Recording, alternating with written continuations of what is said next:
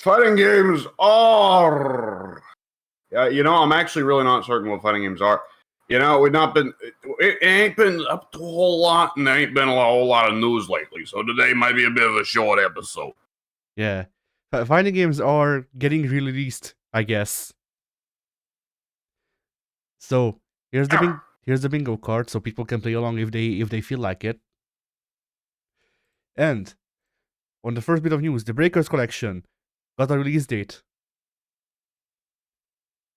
What is the Breakers collection? It is a collection of the Breakers series. That sounds familiar, but I don't know what it is. I think it might be an SNK game, but I don't know. I watched the trailer before we started the podcast, and I still don't know. The game is familiar, but I can't place it. Is the Breakers not that Dragon Ball Dead by Daylight game? No.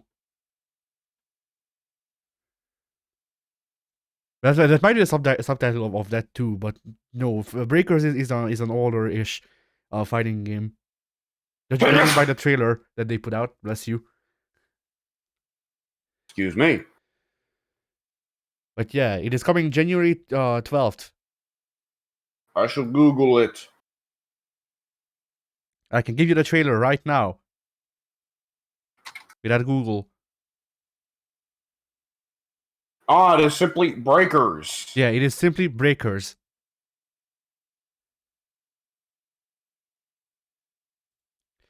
Oh, Breakers Revenge. I see. I've heard of this game. All right. But yeah, not only is it coming. This is one of those games that didn't. This is one of those games that didn't really actually get popular, but guys that what's it name? Theory fighters, those kinds of guys who are like, I want to play the jankiest games and dissect the meanings of the jank. For them, like, this game is hype. Ah, I see. What are the implications, the full, complete implications of the jank? Yeah. But not only is it coming January 12th, but the open beta is also live, or at least downloadable on Steam, as of 3 days ago. So that's cool.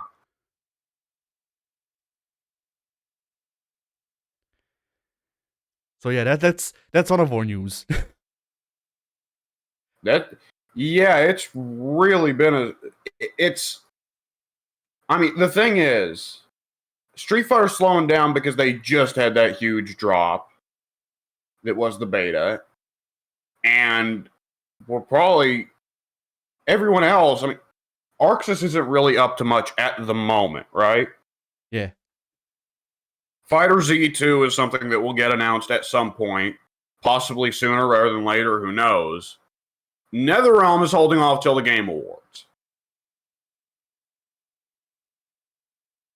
Ed Boon will announce Mortal Kombat 12 by ripping out fucking Jeff's spine. Oh my god, if he did that, then Soon would buy 30 copies of Mortal Kombat 12.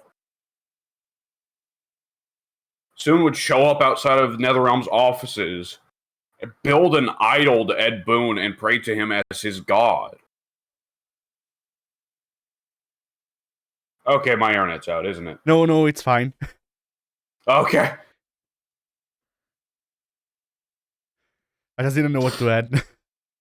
Soon would have several TVs in his apartment running on loop the sequence of Ed Boon murdering Jeff Keighley.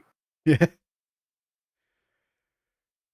He wouldn't be able to get it up with his fiancée anymore because that's the only thing that can make him hard. Although I said the wrong one, because he wouldn't rip out his spine. No, he would take off. Ed Boon would take off his fake face mask and reveal that he is a flaming skeleton and set Jeff Keighley on fire.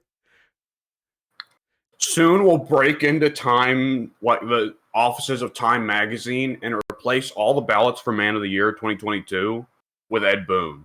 Yeah.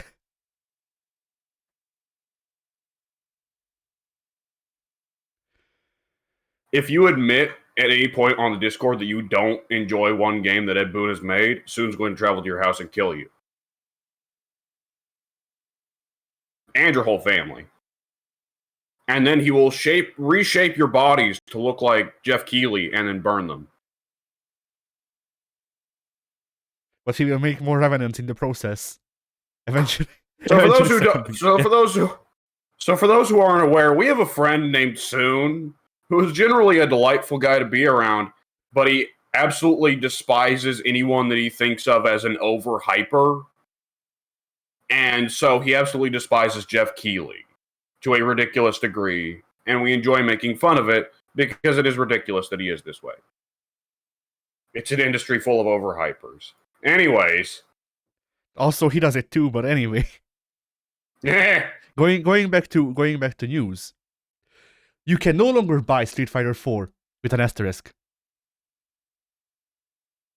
But what if I want to buy Street Fighter 4 with an asterisk?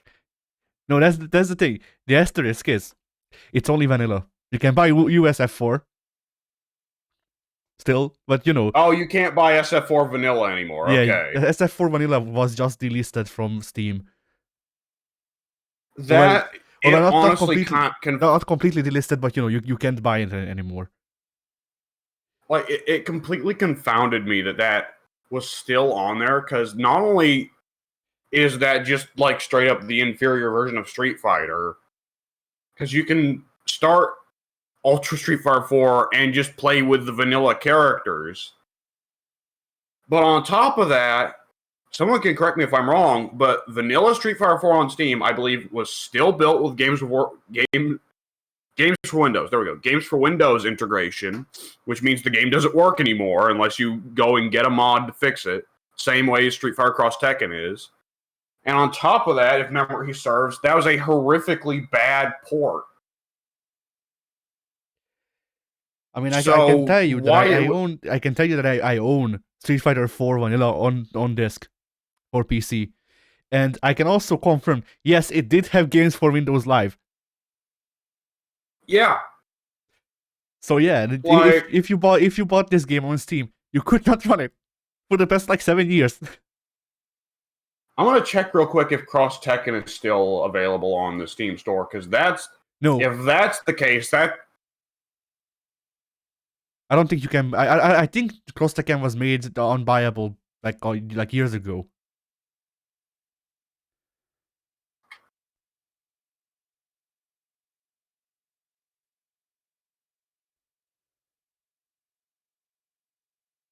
Yes, it is.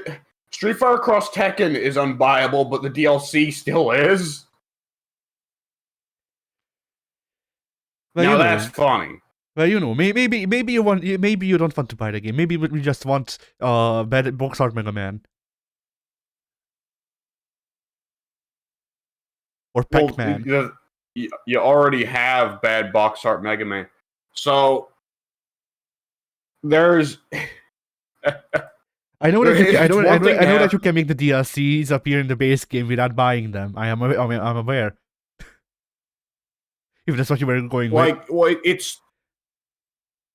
it's so fucking easy is the thing. Like, being able to deeply hack the game to make the DLC be part of the base game. Like, that's nothing new. You could probably do that with every PC game these days. Because logically speaking, most PC games, there are very few to no games nowadays that actually, you have to install the DLC. It won't install until you buy it, that kind of thing. Because a lot of games, especially nowadays with games being, mega games that receive update after update after update, when you buy, such and such Michael Myers DLC for Dead by Daylight, Michael Myers was already there in the game installation. He has to be, because you can still play against him, Yeah. So, it's one thing to just say that. Of course, if you were to, crack your copy of Dead by Daylight, you could hack it to make all those characters playable. But I am speaking from experience here. You literally fucking open up the files for Cross Tekken, you go to the DLC section, you open it up in fucking Notepad, and you go to the DLC characters, and it's Blanca equals 0 or 1, and you turn the 0 into a 1. There you go. Congrats, you got Blanca. You turn a 0 into a 2, and now you have 2 Blancas. Worse than that, I want to say that Cole, fucking Cole McGrath, good Cole and evil Cole are both in the files as well, but the model isn't. So you can turn them on, and it's just function with no character. Exactly as Combo Fiend intended. I was about to say. Needless to say, yes, people have made mods, and I've downloaded that mod, that just makes Cole fully playable on PC. So, nice. And the little cat guy, what's his name? Well, there's 2 of them. But I don't remember any of their names. The black and the white cat. Yeah, the Japanese Sony mascots. Which, boy, that was a weird time. That was going on at the same time as PlayStation All-Stars, where the West was suddenly having those 2 characters, that little guy thrown at them, despite the fact we never see any ads with them. Yeah. Who is this guy? The icon of PlayStation? Why have I never seen him before then? Who is this guy? The icon of sin? That'd be an interesting character in a fighting game. That'd pretty well just be you're fighting the stage for the other guy, though. Yeah.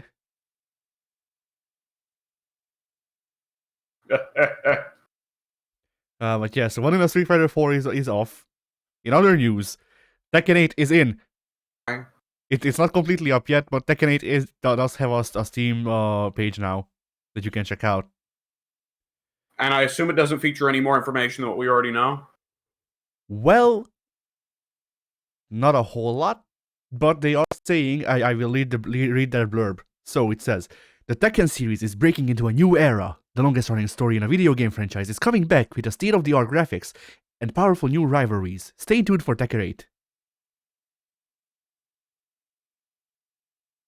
So, okay, nothing then.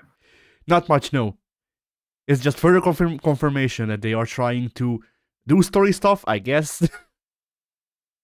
Like God, no. Yeah. Because, like, it seems like after Harada got notified that Tekken is apparently the longest running story in a video game franchise somehow. I don't know how that works. But, you know, Mario is right there. But I guess it's supposed to be... Yeah, go ahead. I'm sorry, did you say longest running story in a video game? Yeah, longest running story in a video game franchise. Apparently. Okay, so we're not talking time, we're talking quantity of games? I don't know what we're talking. That's my point. Because, well, like, that's just 100% bullshit, because Street Fighter's right there, and Street Fighter's still going. And whoever clarified that record can't speak for whether or not Metal Gear's getting another sequel, because who knows what Konami's doing. And Metal Gear's longer running as a series than Tekken. Yeah. And Metal Gear is a distinctly story-focused franchise. Tekken, the story is still somewhat of an afterthought, or at least it should be.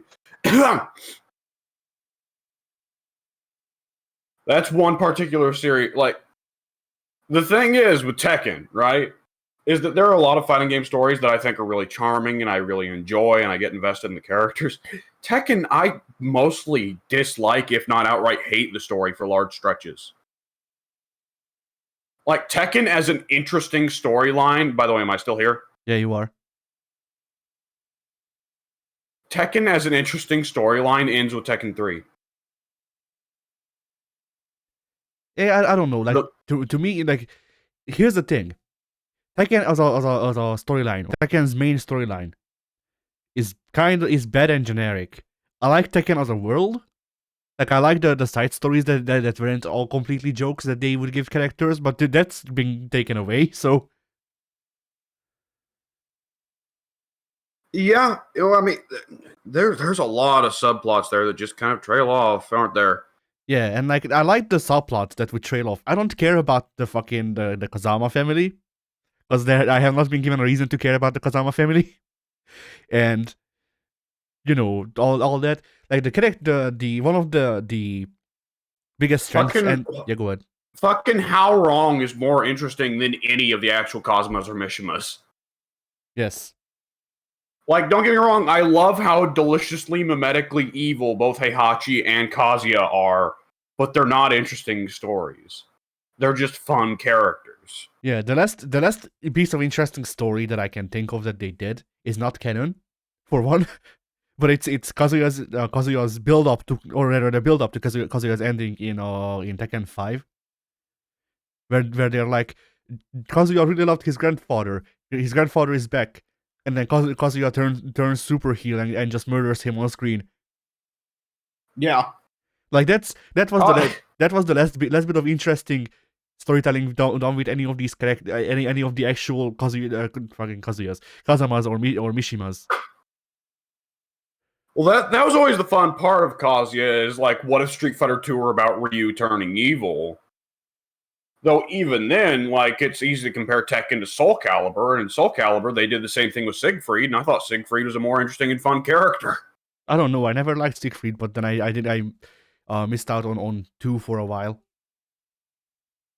Yeah, two's a big part. Well, I mean, Soul Cal's another one. Soul Calibur has an interesting story. It ends with like Soul Calibur 3.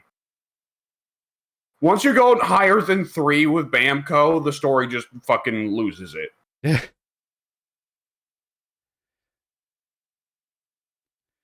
Like, although like the difference between the two to me is that like with Soul Calibur, well, okay, I don't actually remember what the fuck they did in 4, but I did play 5, and it genuinely is the same problem where I don't care about the main plot, but some of the side stuff is fine. And then similarly to this game, or similarly to Tekken, Soul Calibur also kind of just eventually lost the side plots, and it was just like, okay, so main plot only. Main plot, and the main plot is just going in circles. Yes. And like I was going to say that the one of the biggest strengths and one of the biggest weaknesses of fighting games is that they have to make stories for every character, which, like, from a storytelling perspective, it's a hard thing to do and a hard thing to get right. But even if you do it in parts, it can be good enough. Like what we're saying, the main plot of Tekken has been shit for a while, but the side plots made up for it. The difference here being that they've removed the side plots. Yeah. Because, like, when was the last time that you cared about who actually, like, canonically won the King of Iron Fist? I don't think there has really been a canonical winner for the last few years. Fucking Tekken 7, there wasn't even a goddamn tournament. Heihachi declared one, but there wasn't a tournament. Yeah. I mean, Jin definitely won 5 because that's how we get to 6.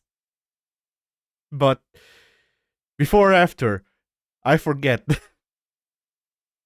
Well, Tekken 4 doesn't end with anyone winning the tournament. It ends with the fucking temple blowing up with Heihachi in it. Oh, right. Oh, yeah, so... Shit, right. So in Tekken 5, you win the Tekken 4 tournament. So Jin wins the Tekken 4 tournament. And Heihachi's dead, except that he's not, but he will be. Yeah.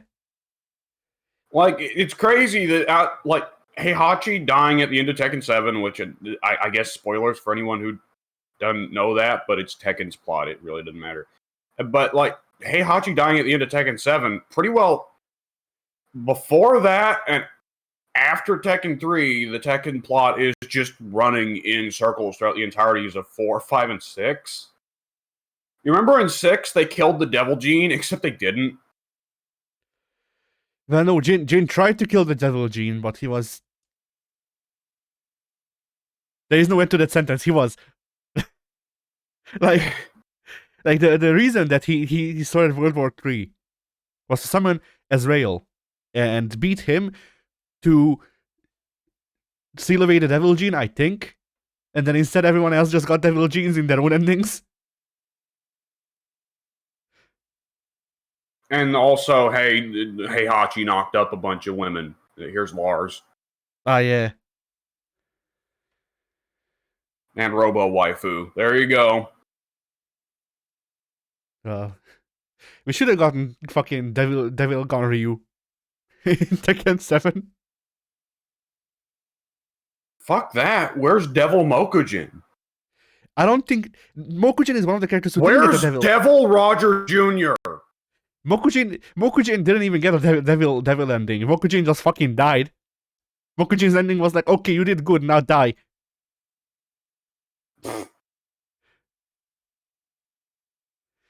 Which just seems to be Mokujin's ending, because Mokujin also died in like 5, I think. Something like that. And he wasn't in Tekken 7 at all. Well, no, he was. When you choose which side you're on, it's Mokujin. Shut up. There's no greater symbol to me of how off Tekken 7 is than the fact there's no Mokujin, there's no Roger Jr. Yeah. You get Kuma and Panda. On separate. Is Prototype. Yeah, go ahead. I feel like Kuma and Panda are only in because people would riot if Kuma wasn't in. Yeah. Like, Tekken 7 felt a little bit like they kind of wanted to shuffle out the goofs, or at least shuffle out the goofs. Shuffle out the more cartoony goofs in favor of our new goofs, like, what was her name? Filipino Muay Thai waifu who cries all the time. There you go. Yeah, like they tried to shuffle out the goofs and then also included Noctis something Calum. You know, Lucis, I think, whatever. Yeah. Noctis Kalos Lucum Latinus. Gelatinous. Fucking Gelatinous. Fucking Noctis. Yeah, anyway. Fucking Tetsuya Nomura going off the rails. His name, like, if memory serves, if you translate it, his name is just like Darkness Black Hair Boy. That makes sense.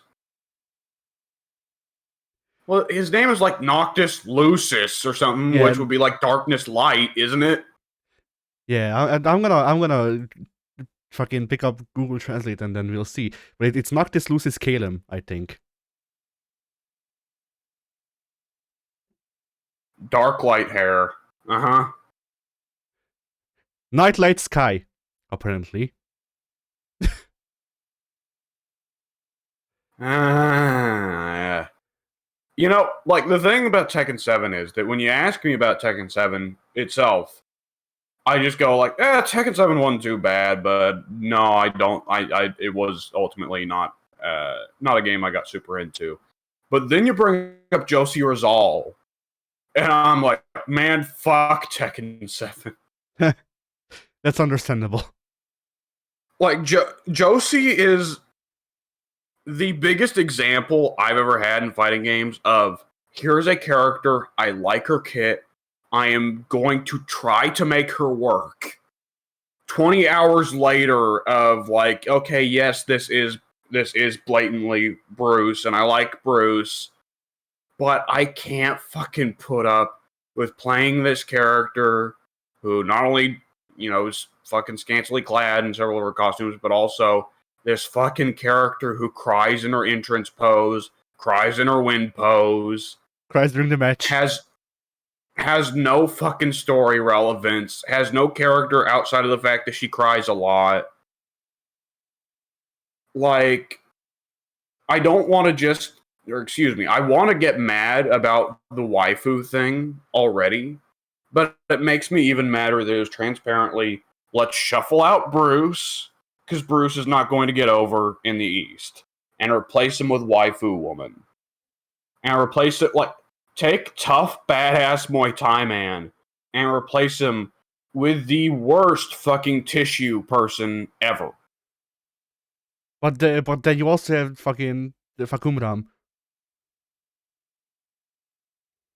Fakumram. That fucking guy. Yeah, just a god. I've never played as or against him. Or watched video footage of any of his matches, so I have no idea how he plays. I don't think he plays like Bruce.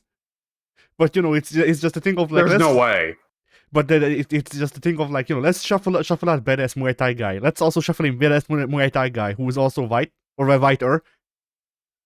Yeah, that's what I was about to say. Let's find a new badass Muay Thai guy who isn't black. Cause like, So, Eddie Gordo is missing in Tekken 8. He's replaced by a much paler Christie. she did a.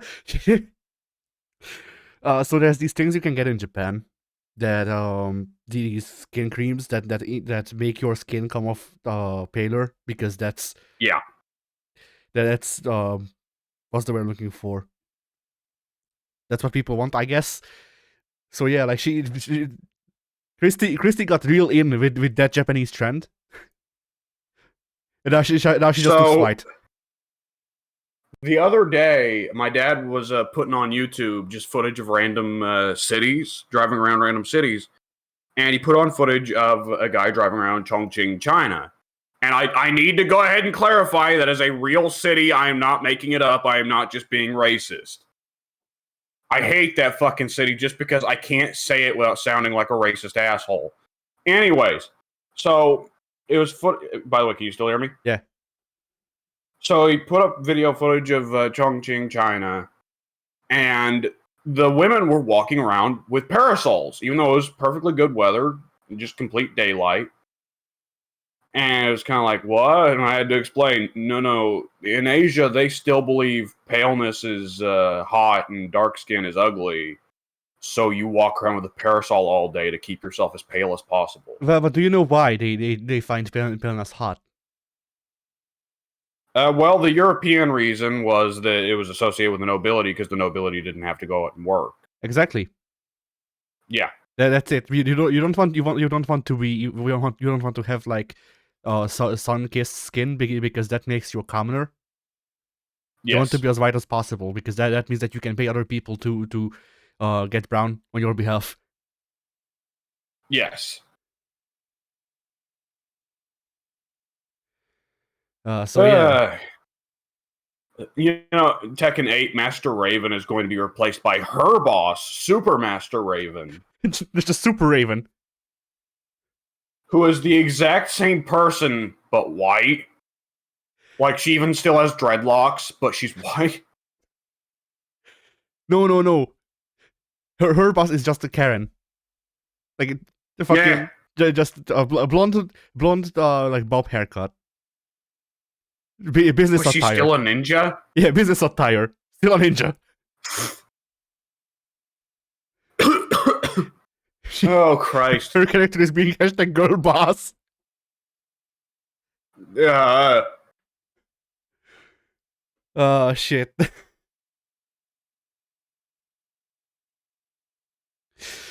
So yeah.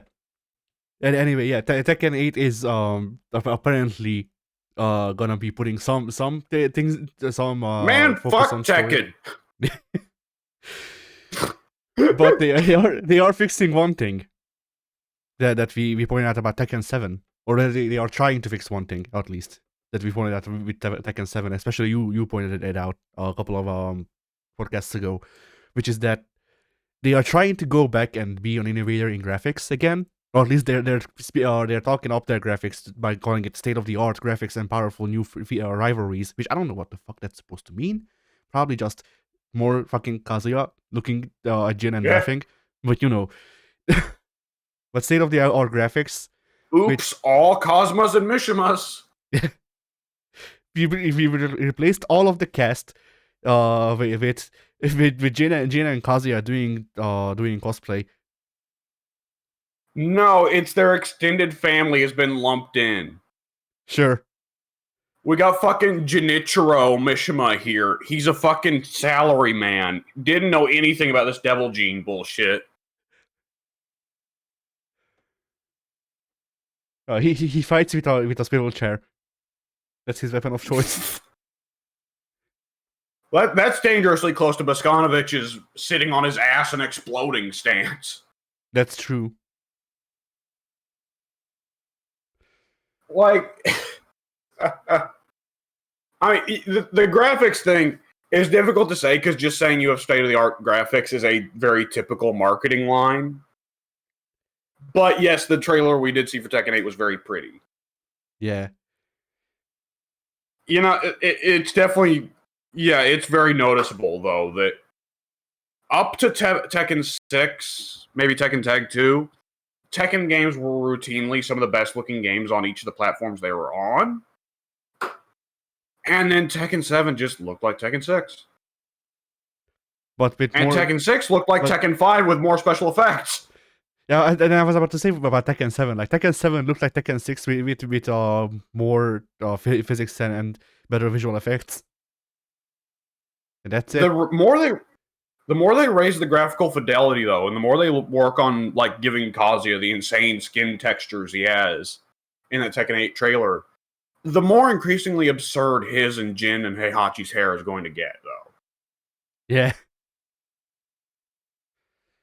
Jin, maybe people can tolerate it as a little bit of stylization, but why does Kazuya's hair look like a fucking volcano? Because he's a Yankee. He looks like a goddamn. That's not even a joke. Like that's if memory serves, that it's inspired by the pompadours that Yankees would have, which is a subculture in Japan. Of course it is. Well, he looks like, what's the name of it? It's a bird, a red. Oh shit! It's the name of a baseball team over here. Oh no! The Red Sox. Oh, yeah, the Red Sox.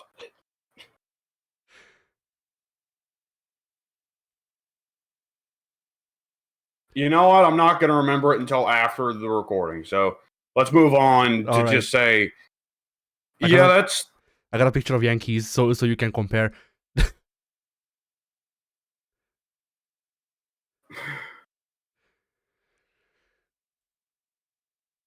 Okay. Oh fuck! This guy's hair is great. I have to share it. Dude, put it in like the general picture section. All right. But yeah, so looking at these guys, Kazuya looks sane. They're all in their 40s or 50s. Yes. Is that one of the Nasty Boys? It could be.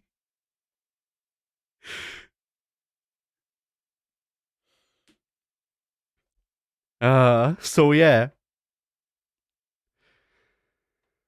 So this is what this is why Kazuya had the biker outfit in like 2 or in 3, I forget. You know, the purple biker. He's kept it every game since, hasn't he? Not in every game, but in most of them, I think. Like, so it's definitely unlockable in Tag 2. Yeah.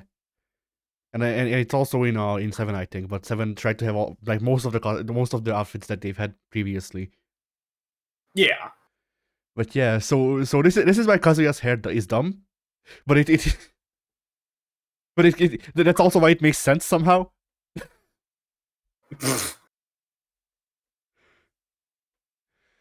And then the Heihachi's hair is the only one that you can be like, okay, so he's inspired by a subculture, or he's Jin. Heihachi, I have to imagine, is just trying to be an exaggerated take on someone with male pattern balding. Yeah. Isn't he trying to like call upon Raijin? Oh, he might be. Especially with how he's lightning themed with all this bullshit. Yeah, judging by this bit, no, that's horns. Well, that could still work. His hair could be trying to invoke Raijin's horns. Christ. Because there's a picture of Raijin, apparently. Yep, I see. That makes sense. All right, so we found it all. We found the dumb hair. And boy, was the hair dumb. A profound dumb. Yes. So dumb, so profound, we were dumbfounded. Yeah. So anyway, Evo Japan specifically added 3 more games to its lineup, and none of them are DNF Duel.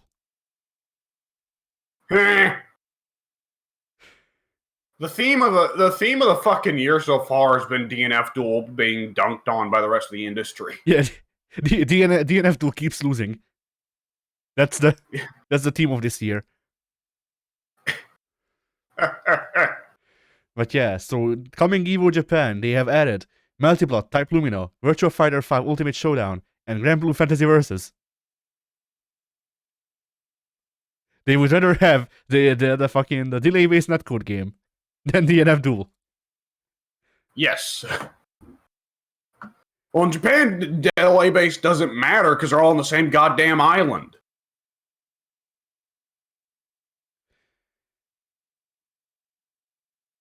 I don't even know if it's an online show, but you know, it's still funny though.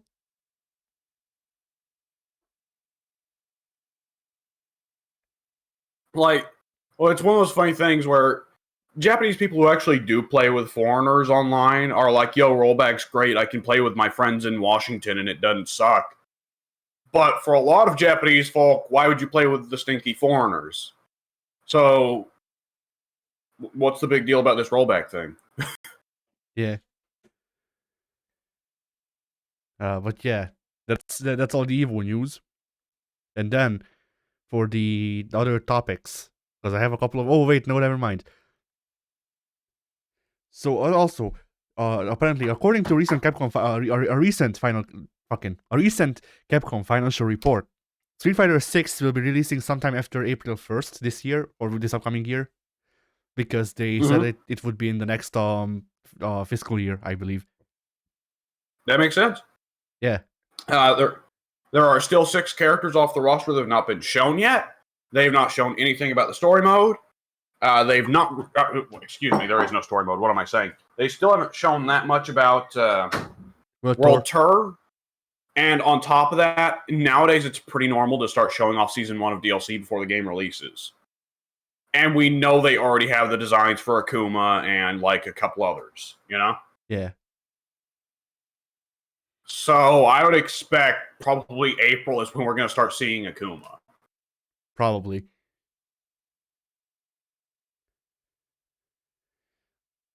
But yeah, so there's that too.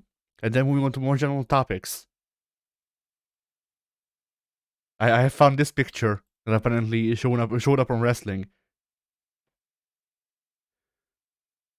Showed up on wrestling? Hang yes. on. Oh, right. AEW fucking fans with their fucking signs. I have not bothered to listen to really any of the Street Fighter 6 soundtrack. I've heard Jamie's theme plenty because people have been playing that one because Jamie sings along to his own theme. But it doesn't seem bad to me. I mean, I think the nature of the criticism here isn't that it's bad; it's that it all sounds samey. Which, yeah, or the ones that I've heard did. So I can get the criticism. I have no strong opinions on this. I do not have the knowledge to be opinionated on this.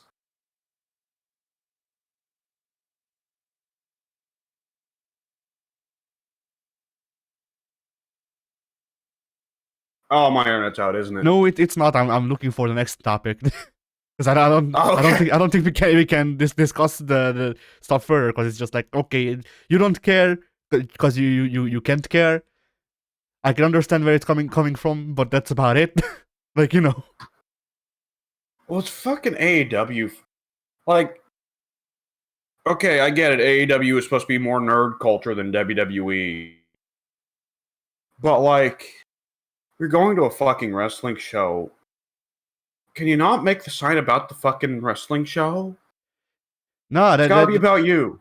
No, like you see, it shows how over all of the wrestlers are when you make signs about everything else that's not the wrestling going on.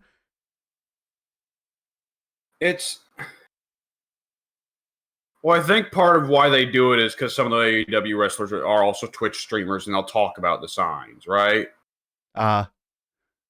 And you know, another one of it is Botchmania. Botchmania has like a minute-long highlight clip every episode where they show irrelevant signs like that.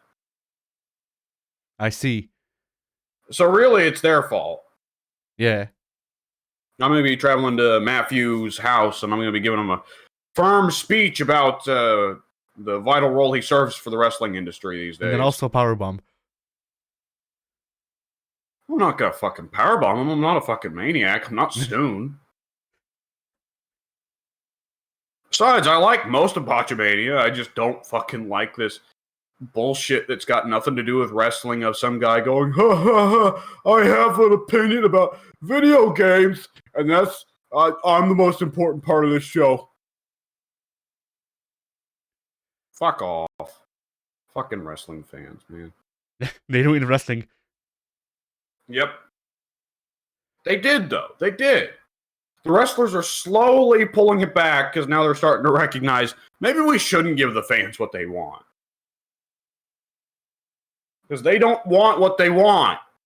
They don't like what they want. I mean, fuck, we've been seeing that for a little bit just because, like, they wanted to put the women's belt on Liv Morgan.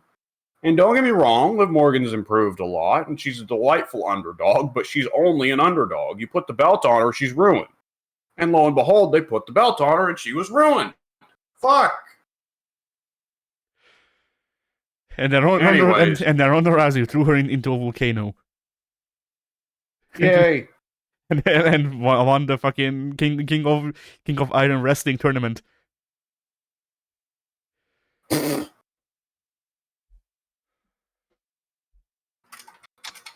Alright, so here's a topic that could be interesting, maybe. And I think this is the last one that I found during the 2 weeks. So someone posted this picture. Guest characters are bad for the long-term health of non-crossover fighting games. Changed my mind. That's...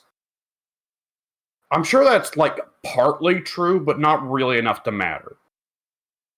Or, well, no, that's not even partly true. Guest characters get people interested in games they wouldn't have been interested in before. The point that guy's trying to make is, oh, well, it gets audiences only invested for that character, but they're not there for the whole game. And if that's your argument, then, buddy, they wouldn't have been there for the game to begin with. If you only tune in to... Can you still hear me? Yeah. If you only picked up Tekken 7 for Negan because you love Walking Dead, and you otherwise have no cares about Tekken, and Tekken 8 comes out and it's not got Negan, and you're like, well, I guess I won't buy Tekken 8 then. Well, the fucking thing is, you weren't going to buy Tekken 7 or 8 to begin with. The only reason you bought 7 was because Negan was fucking there. So Negan is not causing harm in that fucking regard. And if they're going to say, well, it causes harm to the long-term health because that's a character function that can't return. Well, for one thing, if you're just talking functions as characters, Combo Fiend style, they can, because, you know, of course, what was his name? K99999 or whatever from KOF got turned into K49 or something like that. That I remember looking up how you're supposed to pronounce his name, and it's dumb. K9 got turned into Nameless, and then got turned again into a... Fuck. I'm just gonna call him K9. Dog. K9 got turned into Nameless, and then he got turned into another character in 15. Yeah. They can't just turn that function into something else. Like, did this guy provide an actual argument, or did he just drop a meme image? I'm gonna check. As far as I'm aware, they only dropped the meme image, but I can give it a look. If they fucking using one singular meme image for an argument. Thanks for wasting everyone's time.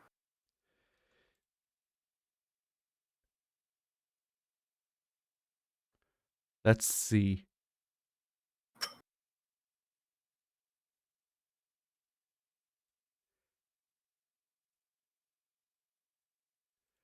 No, not an actual argument, but it's from their replies to other people.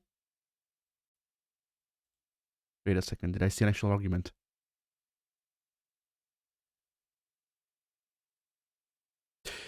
Not really, but it is your first point. Judging by the replies, it's your first point. Because the one thing that could be close to a standalone argument that I could find that they have said is I haven't and don't plan to watch any of The Walking Dead, and if I do, I likely wouldn't be citing written wrong Tekken as a major reason. Citing written with an S. This guy's just fucking dumb. This guy had a minor thought pass through his mind, thought he had a fucking major genius revelation, and he did not bother to think out the rest of the implications of that thought. He just had a thought run through his mind of, oh, I bought Tekken 7 for Negan, but I won't buy Tekken 8. Oh, I put this on Reddit. Big brain. And it's like, no fucking asshole. If you aren't going to buy Tekken 8 because there's no goddamn Negan, you wouldn't have bought Tekken 7 if there wasn't any goddamn Negan in it. But you did buy Tekken 7 because it's got Negan in it.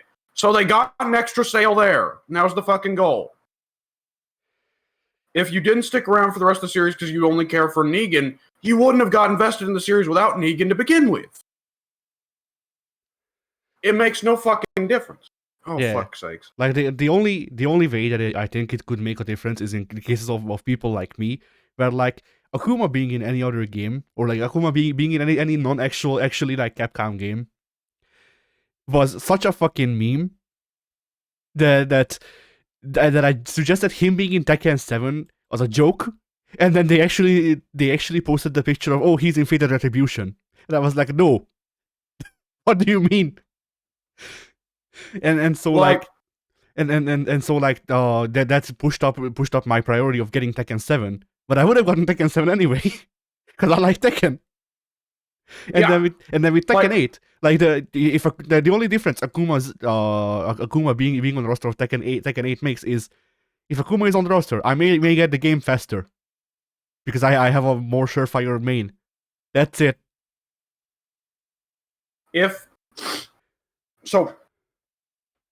This argument also goes not just for guest characters, but for any character. Yeah. If you play a fighting game, like, okay, I've mentioned this a few times in passing before, but there are sometimes fighting games where you... Uh-oh. Alright. Is he gonna come back?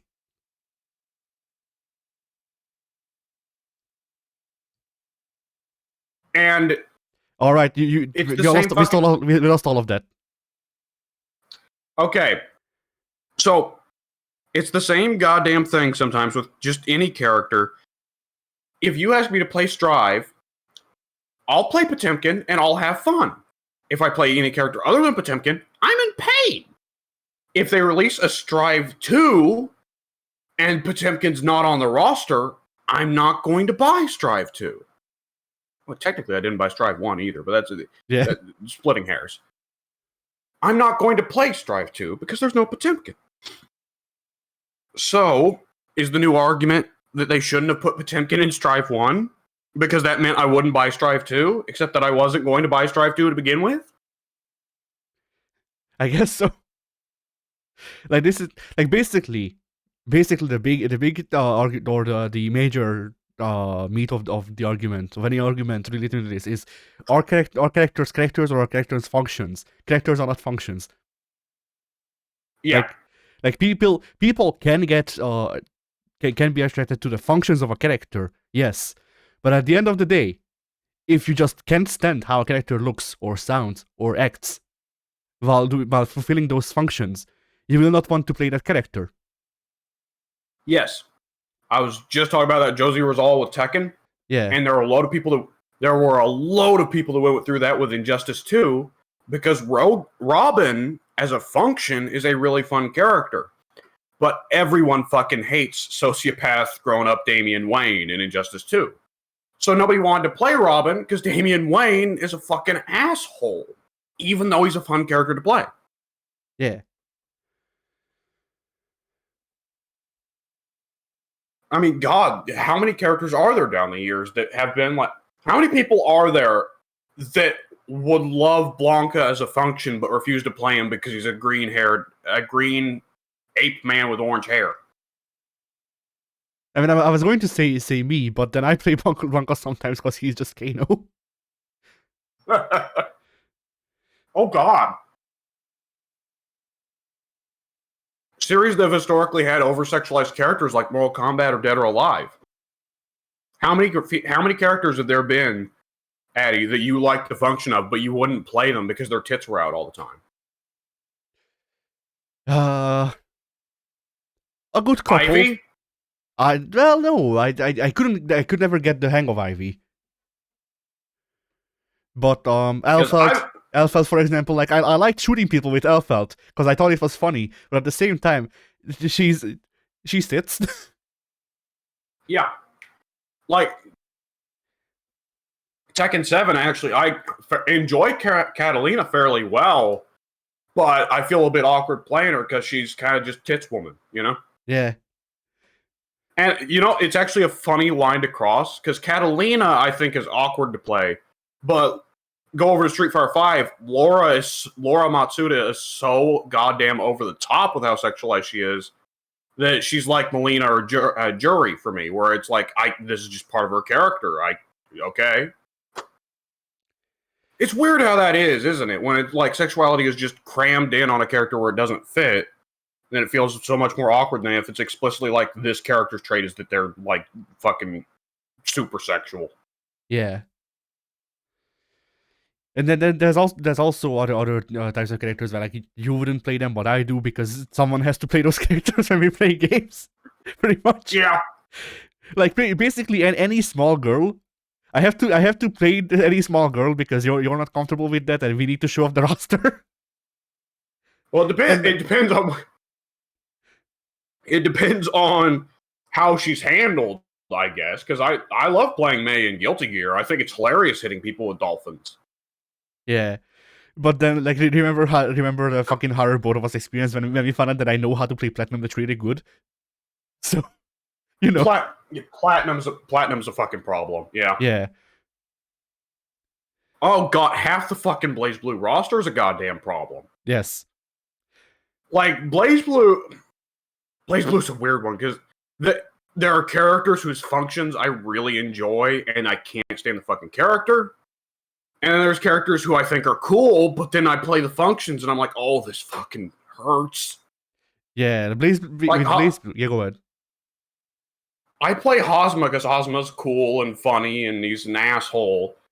But it sucks playing Hosma. Exactly, yeah. I also play Hazama for the same reason. I play Jubei because I think he looks cool. And then when I play Jubei, I'm like, man, I wish I was playing Susanoo. Yeah. Because at least Susanoo has moves.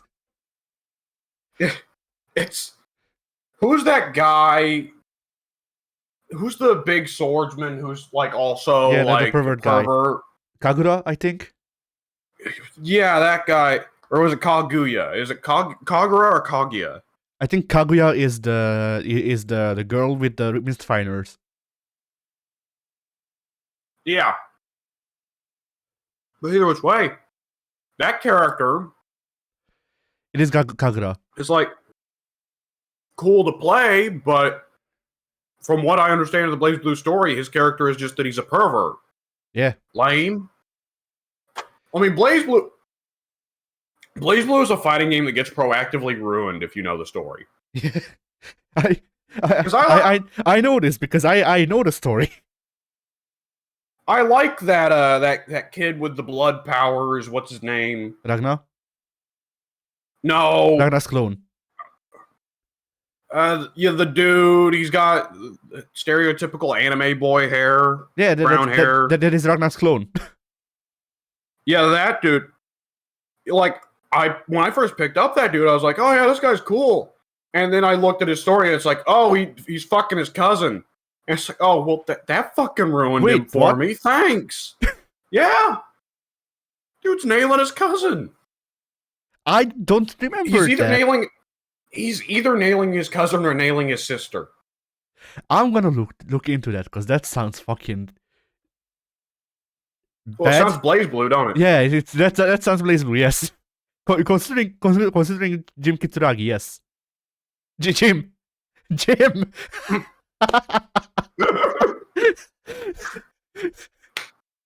Yes. I love Jim Kitsuragi. Jim Kizaragi and Kentucky Kiska. Yeah. Why the fuck is Jita here? When was Jita in a Blaze Blue game? Oh wait, fucking cross tag.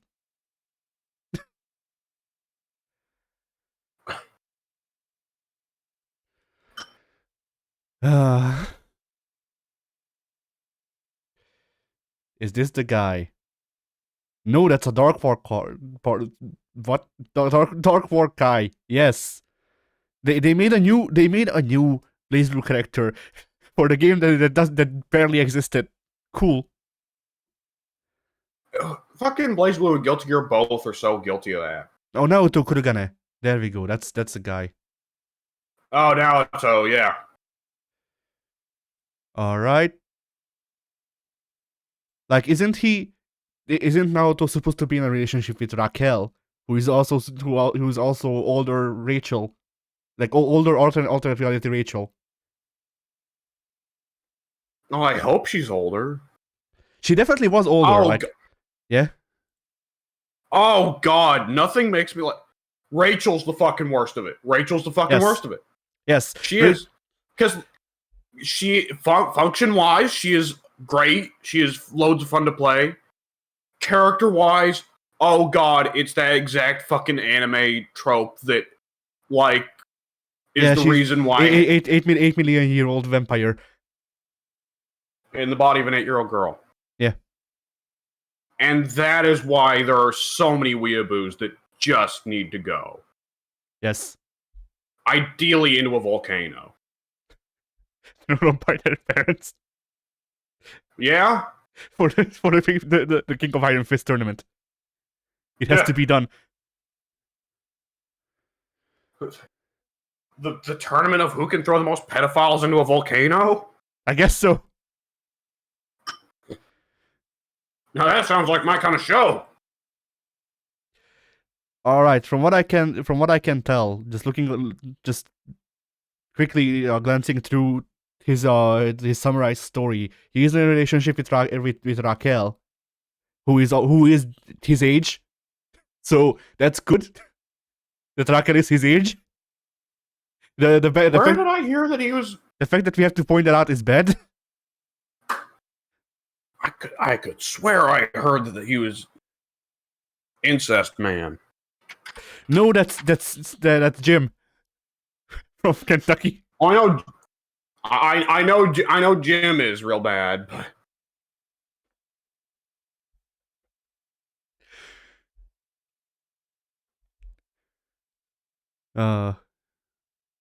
fucking why does Blaze Blue have an alternate Ragna anyways? Because multiverse. So, quick summary. What happened in Central Fiction is Ragna dies, but he needs alternate Ragna who is younger help, who is Naoto Kuragane, by the way. He needs Naoto's help to be able to kill himself sufficiently enough to actually make the world a better place, and then he dies. Also, Ragna's sister is the reason that there's multiverse bullshit, because she broke the world. Wait, maybe that's what you're thinking about. Both Jim and okay, what's her face? Hang on. Yeah. So I looked up TV tropes because that's almost certainly where I learned about this. And TV trope says, yeah, he's getting it on with his cousin Haruka Hayao. Haruka who?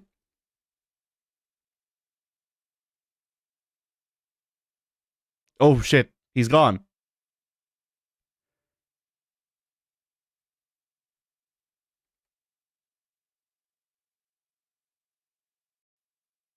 All right. Guess we're waiting for him to come back. Meanwhile, I will do my own research then. Okay, apparently So Haruka, who? Cause you cut out. Haruka Hayami?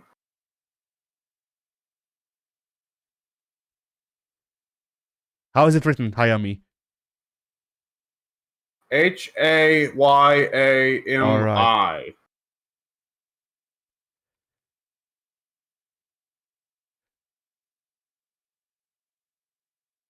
Oh, it's a. Hmm. So, I She is. guess it's... She is the cousin of Naoto.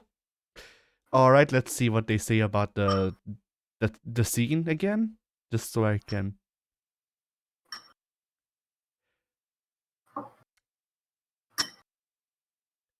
God, just looking at these fucking pages makes me feel dirty. Okay.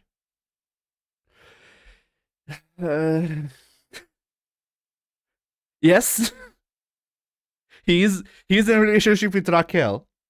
Also, in his introductory fucking, I guess, OVA or whatever, like his manga, he is trying to kiss his cousin.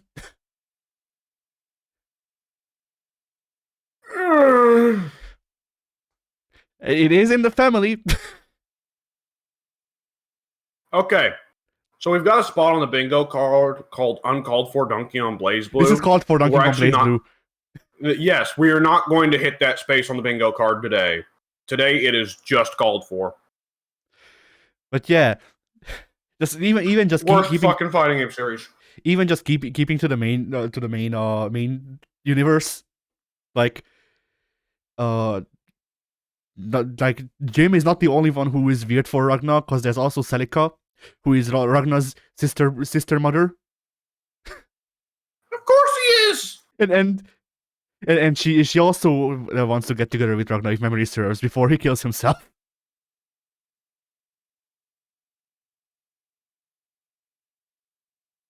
There is an absurd amount of incest in the Blaze Blue story. Yes. And that the only way Ragnar can escape it is by killing himself is deeply funny.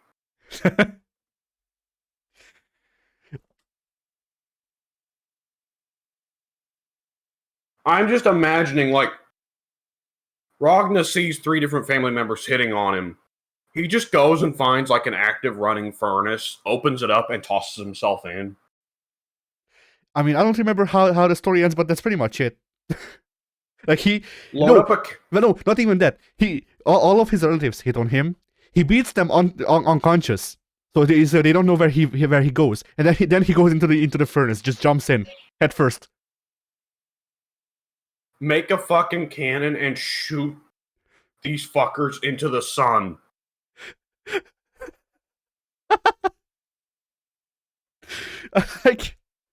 I like this. I hope it. I wish the series ended with Israel just killing all of them. I like how there's a page for Ragnar's direct sister instead of his clone sister, and instead of his mother sister. There's a page. Next bit. Next bit. One sec. Next bit. But there's a page for Ragnar's direct sister, Saya. And it just says, status, no over million. Oh my god. That's good. I have to admit, that's good.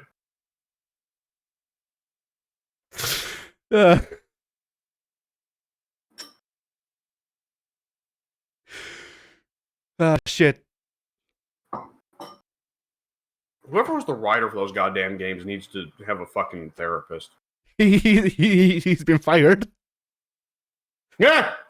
I think the writer or the main writer was a Yoshi P, and he left Arxis last month. So is Yoshi P not a pro wrestler? I think it's Yoshi P. Like P standing for producer. Of course, naturally. No, Yoshi P is the guy who works on fucking Final Fantasy. All right. P still standing for producer though, but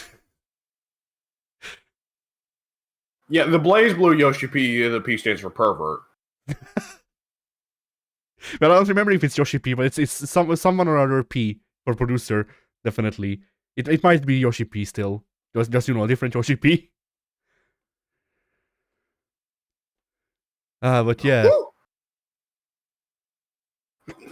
like very even fucking verby. Right, functions and characters. Yeah.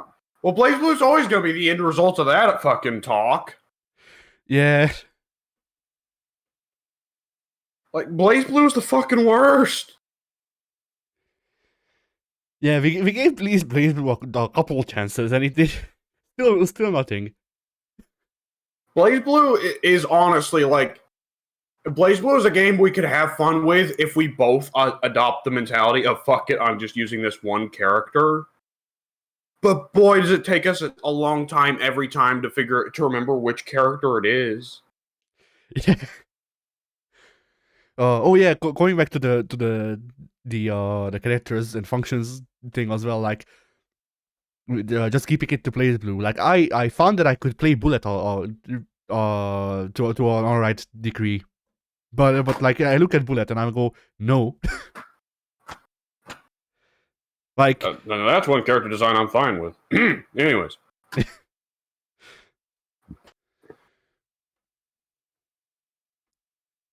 Anyways. Yeah. Anyways. Yeah, despite this all though, we both like Baiken, despite being big titty lady. So, like, I think Baiken, yeah, go ahead. Baiken, I can't figure out. Like, I guess it's less weird with her just because it doesn't seem like she's an old samurai, I guess, so it just doesn't really occur to her that she should probably wear clothes. Yeah, like that's the thing. Like Baiken. Okay, how do I say this? Baiken, her aesthetically is sexualized, but her character is not. Like her character is the opposite of sexualized, if anything. Yeah. So it's a thing of like, despite her looking the way she does, I can put up with it because her character is too interesting and fun, both functions wise in most of the games and also story wise, for me to be like, no, you. Yeah. Not to mention that when I started to play Baiken, her tits weren't, so because I started to play Baiken in XX.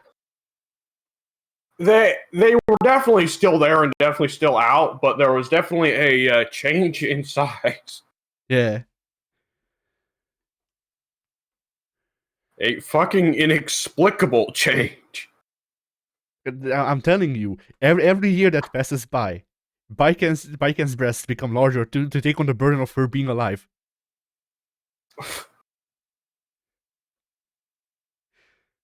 Like they're fucking exhaust. Like they're exhaust storage, and she has to release them every few years. No. Like, I either she live long enough for them to pop, when she dies, or when she dies they will deflate.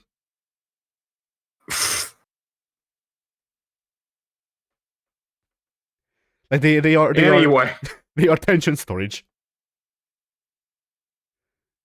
Anyways. Yeah.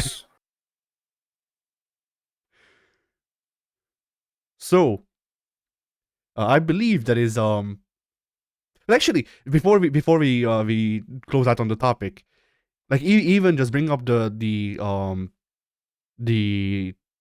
main example that sparked the whole thing of people wants functions not characters discussion. We can point that out as proving it wrong because, how many people switched over to playing Nova when they wanted to play Magneto in Infinite? Well, that one's the funniest to me that Combo Fiend said that, because Nova and Magneto are in the same goddamn game in Marvel 3. And if they're identical function-wise, why would you have two characters who are have identical functions? Yeah.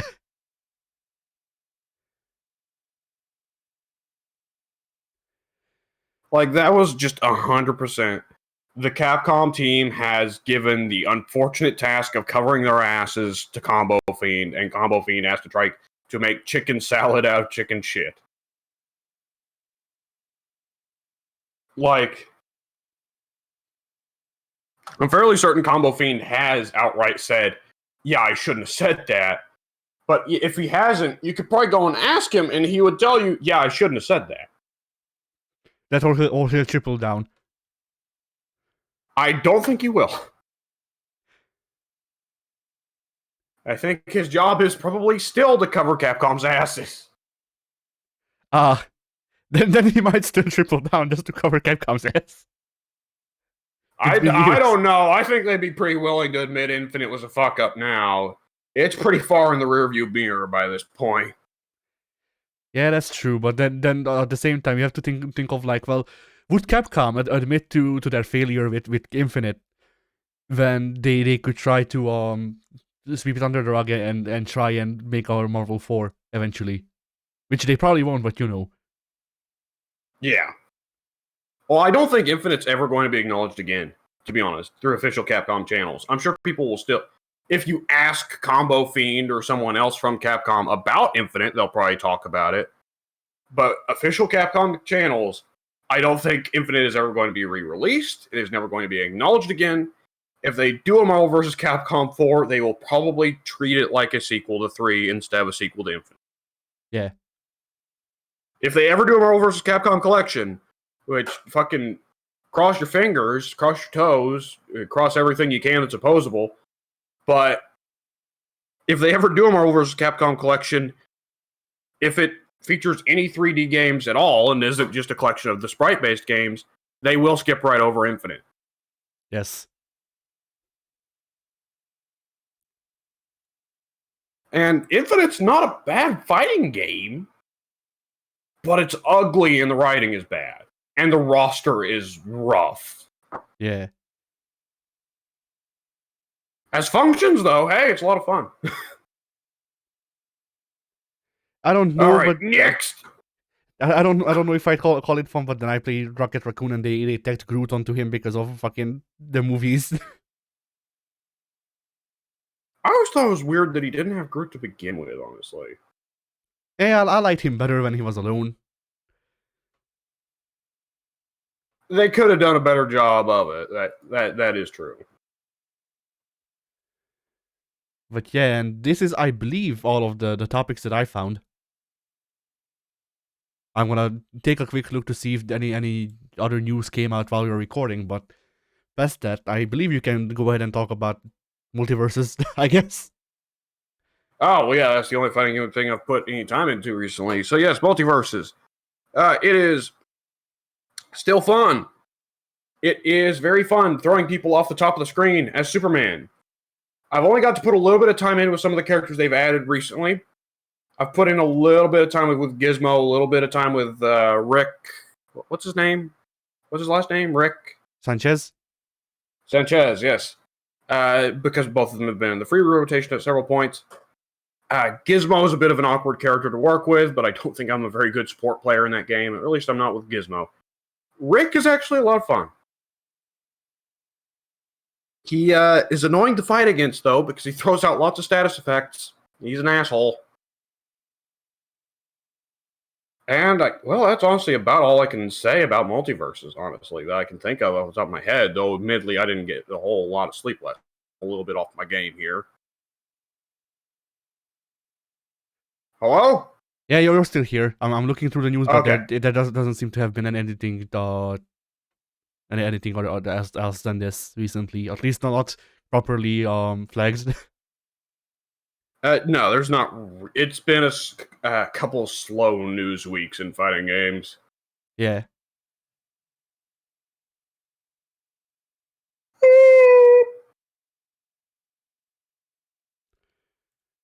Let's see if I can conjure up an interesting topic, but probably not. As for me, like, I didn't play fighting games a whole lot because I had other stuff. Bless you.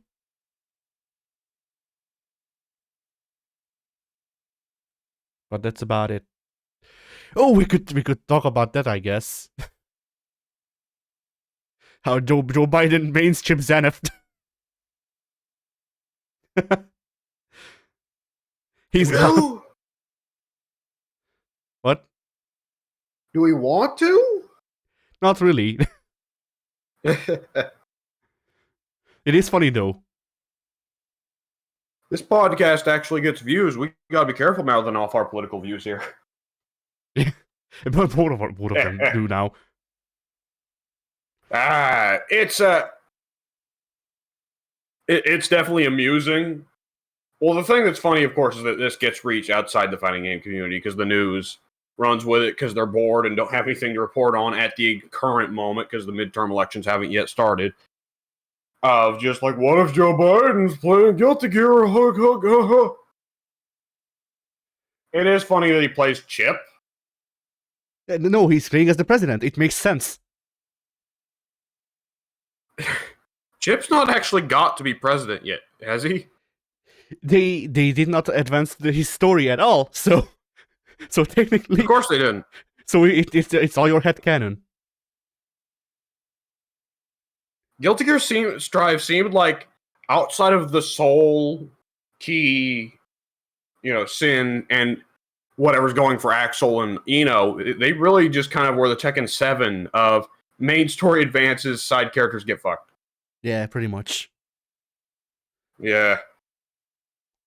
Like so some side characters get story advancement, but it's only if you really care about them. and it's only through the arcade mode that's 3 fights and one of them is fucking Nagoriyuki with input reading. Well, you can tell, with Japanese fighting games, usually the trend is the core cast sticks around for every game. And with situations like that, it's going to turn very quickly into, here's the character the developers don't like. If they could go back in time, they would cut him out of the original game. But because he was in the original game, he still needs to be here. Right? Yeah. Capcom, it's pretty clear. There's one character out of the original Street Fighter II cast they don't care about as much as they care about the others. Even of the 4 kings from Street Fighter II, it's pretty clear Capcom has less ideas for Balrog than they do for the other 3 at various points. Nowadays, not so much, now that he's got the whole Ed thing, but in Street Fighter 4 or Alpha, for instance, Balrog was just there. Yeah. So, yeah, Chip kind of feels like he's getting to that space where it's like, Izuwatari doesn't really like Chip. He just needed there to be a Rushdown character in Guilty Gear 1. Fuck it, I guess he's got to be here, doesn't he? Yeah. I mean, it certainly feels like it's going to... that's the thing of, looking at Chip's win around quotes, or whatever, round win quotes. He's just telling people to become ninja, regardless of anything else.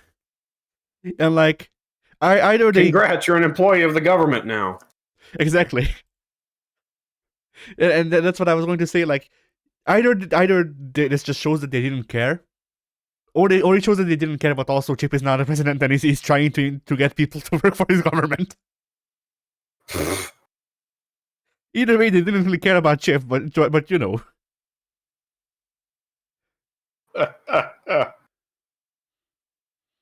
But it's especially funny how Chip was memed into being the president of the U.S., even though he's not supposed to. His country is in Africa, but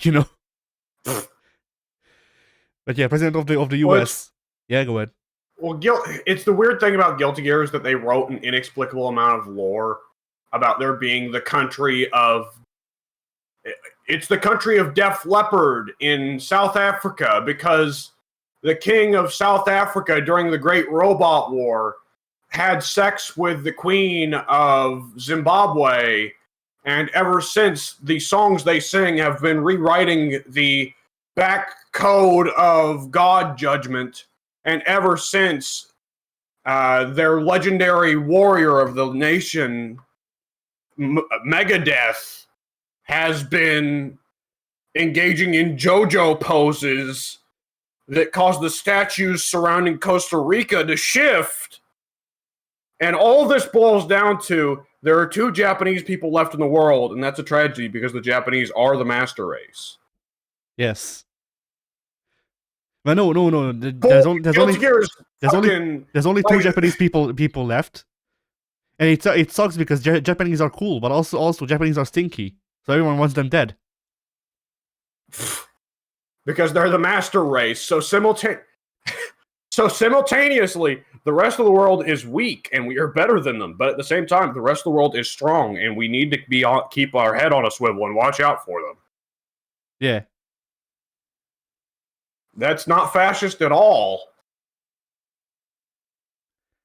Anyways, and then the Korean people also know magic, but they do like different magic that's not as strong.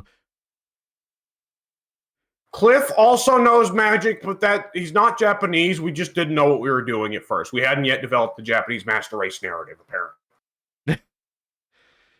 Cliff is not Japanese, but he does he does believe in Shintoism, which gives him magic, I guess. Yeah. Even though never mind that none of the Japanese believe in Shintoism, they just have magic innately. But Cliff got magic because he believes in Shintoism. Yeah.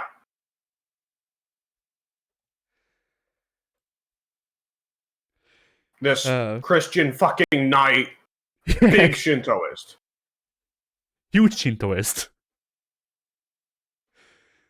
The only thing greater than his sword is his belief in Shintoism. Yeah.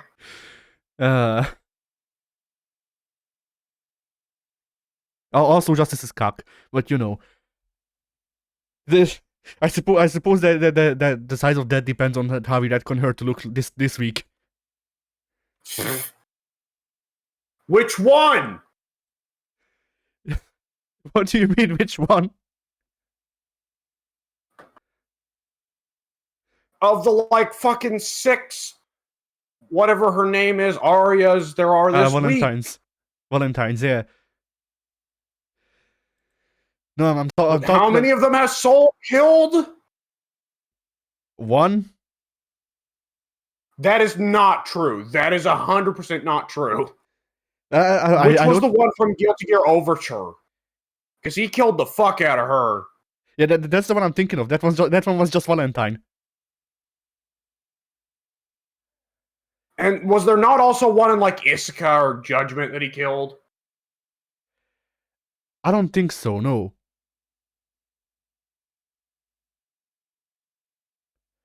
Like you had the one from 2. You have Alfeld and Ram. You have Jekko. And then you have Justice. Those are all of the Valentines that I can think of. So there's 5 of them, and one of them is dead. No, wait. No, never mind. I was going to say Happy Chaos, but Happy Chaos is not a Valentine, I think. I don't know. You're ruining Guilty Gear for me every little bit with what you say.